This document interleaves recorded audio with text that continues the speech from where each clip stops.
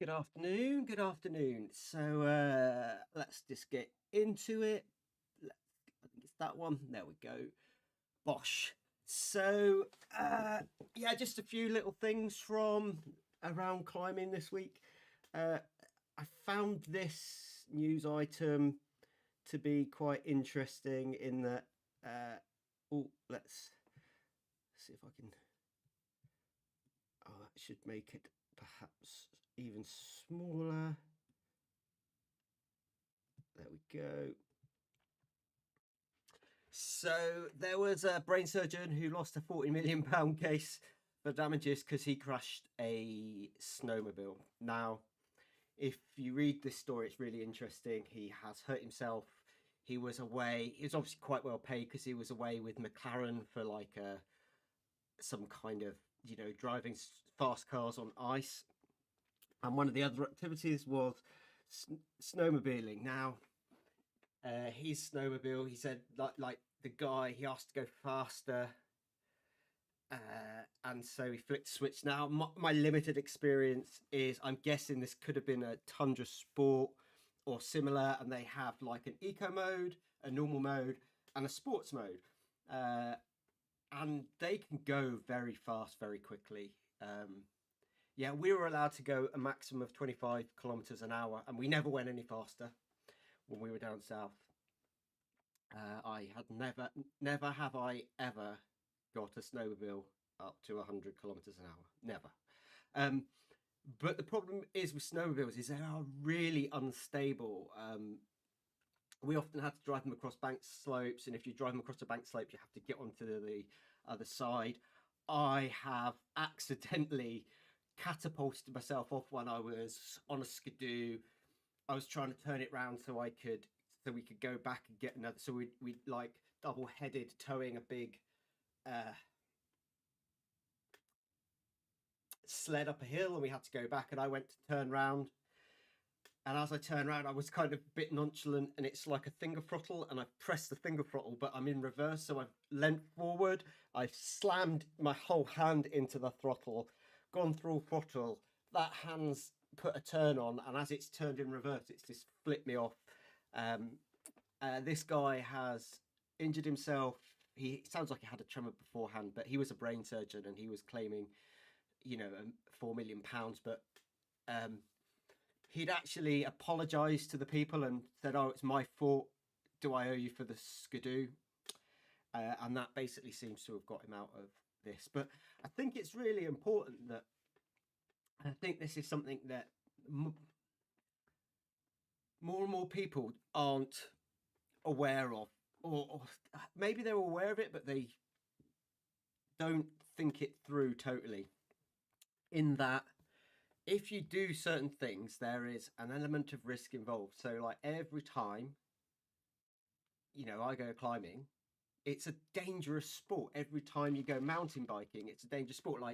Like also last week, a very famous like mountain biker coming down a route has come off the track and died.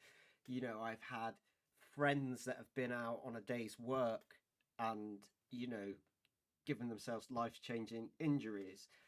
Another friend was out with his kids skiing backwards, went over backwards, and hit his head on a little like semi, like the fence post for the piece was just sticking out, and he's caught the back of his head, and he's had like a basal bleed and got stuck with locked-in syndrome. If you remember, I mean, like this shot just here, this is of another friend who I believe was on his way to work, or he was on his way somewhere in his car, and he's now in a wheelchair. And I just think it's people need to accept that sometimes we do. If you're going to do crazy things, like can you turn this snowmobile into super mode, then Sorry, I'm having trouble hearing you. Could you repeat that?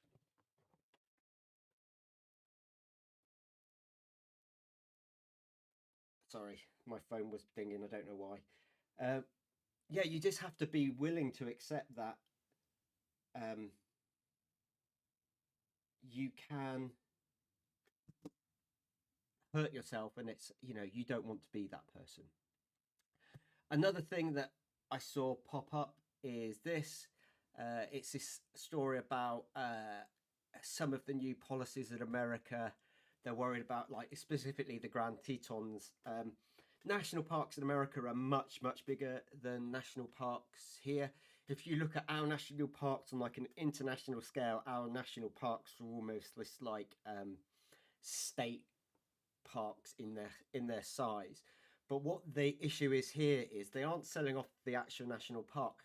There's a lot of like land in a buffer zone around it that is managed by the Bureau of Land Management, and they're selling that off. And so the buffer zone around the national park is being eroded, and a lot of the animals they have there do use these areas for migration purposes. So yeah, that's a shame. What have we got next? Oh man, this is obscene. So I've been to Oleana. I've seen people try fish eye. I've seen very strong men and very strong women try fish eye. And for a 9-year-old, I think this is, to be sending like 8C is just outrageous. I don't think people could appreciate the scale. Like the roots on this bit of the wall, you kind of you almost have to climb like 15 meters before you actually get onto this wall, and then it's at least a 40-meter long route, but it kind of rises. Yeah, so this is absolutely obscene. Don't know what they've been feeding this girl, but probably campus boarding for breakfast. Absolutely incredible. And then this one is really interesting. We'll let the video go through again. So I think this is a guy called Aaron. This is on Kath's thing. It was on somebody else's thing, but yeah, this is a wall in Never Never Land in the Denora quarries.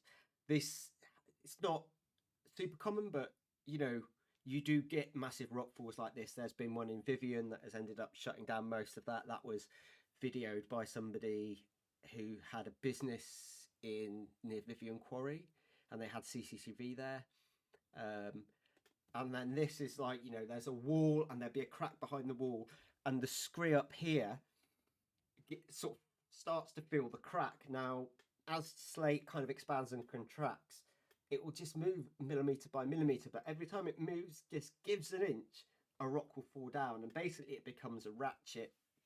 And the person that filmed this video mentioned that there were some goats walking across, and he thinks that more rock has fallen down. But all you needed was a slight, if it goes and something falls in and then a lot more falls in, there's a lot more weight, and eventually the weight behind outweighs the weight of it leaning back slightly, and you get these massive rock falls.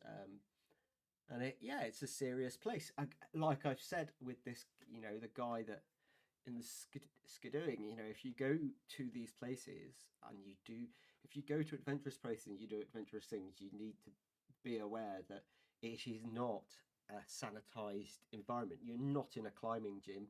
You are in a wild place where nature rules, and there's no way you can predict that. If you went there every day and you were looking at it, and certainly like some of the rock falls, like there was a massive one where the railway track got left hanging, and years before that there was definite like crevasses opening up, and I can remember going there and being right on the edge one day and going, oh, there's a crack behind me. So I stepped over that crack, and then I looked behind me again, and there was like 3 crevasses, and eventually they all went. So yeah, it's not a playground out there, kids. And the last one I'm going to put on, I'm going to see whether I can bring up the audio. I might be able to, if I move that one up, let's see. Oh no, that's, but it's on UK Climbing. It's their Friday night video from last week. I haven't seen it, but it kind of inspired me. It's the great niece of Sandy Irving, one of the original sort of like Everest climbers, and somebody else go back and they kind of.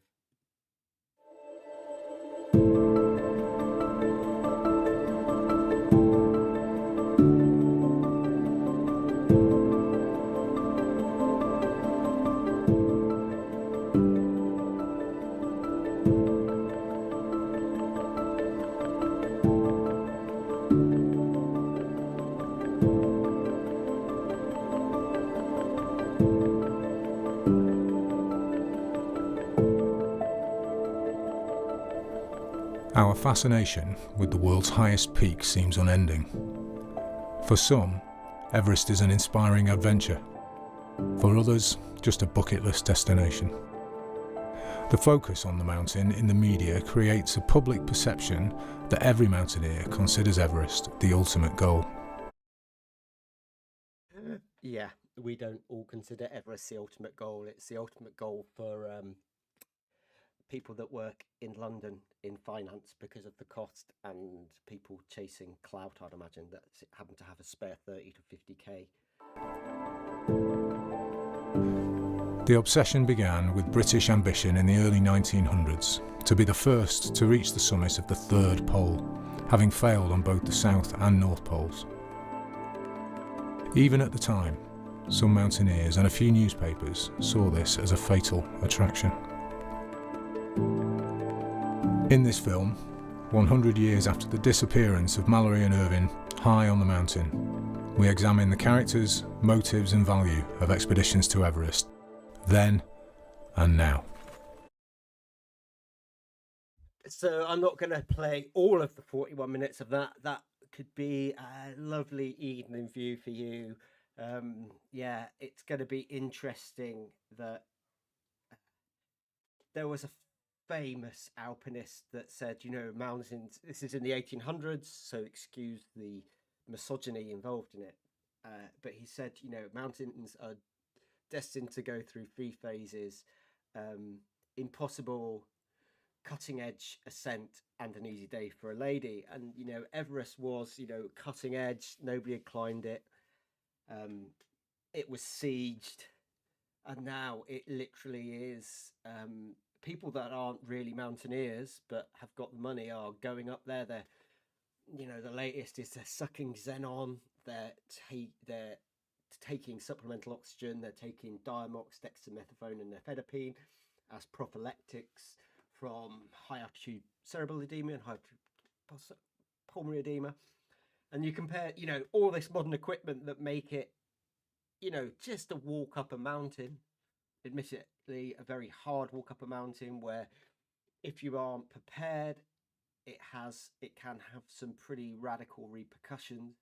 To back then, when they basically climbed it in tweed jackets with leather boots. They had an oxygen mask that was designed by, it might have been Sandy Irving, but I thought it was somebody else. I thought it was a Scottish guy. I don't know. But yeah, I just thought these are quite interesting things to have a chat about and just highlight.